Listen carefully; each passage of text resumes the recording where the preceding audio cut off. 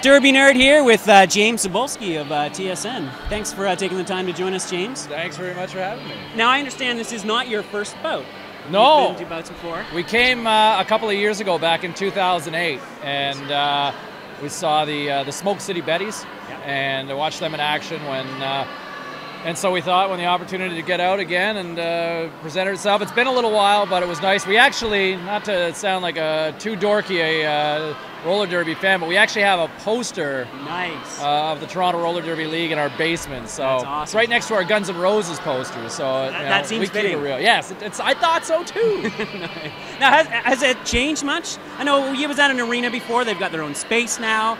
Have you noticed some differences? You know what I love about here, up here at Downsview, is the intimacy and how the fans are right on top of it, where you don't have the plexiglass, and you had some fans in the past that were on the lawn chairs on the floor, but now everybody's there. I bet from a player standpoint and an athlete standpoint, it's probably tenfold, because it's almost got that NBA style vibe where as a fan you can just get in the grill and kind of let people have it, Yeah. Hangars are kind of a roller derby tradition. Some of the biggest leagues in the States started in hangars also, and I think because of that and Spinal Tap played in a hangar, so it worked for them.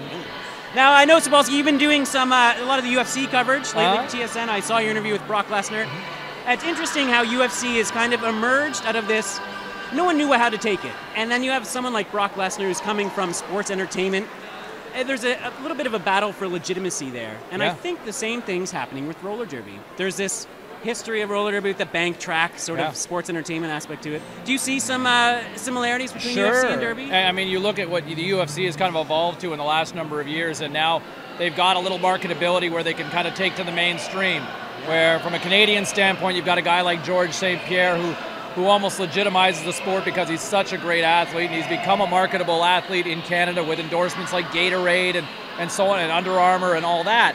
And then you look at Brock Lesnar, who had the fame from the WWE and a little bit with the NFL, and so suddenly that gives it a little more legitimacy, and they've got some star power.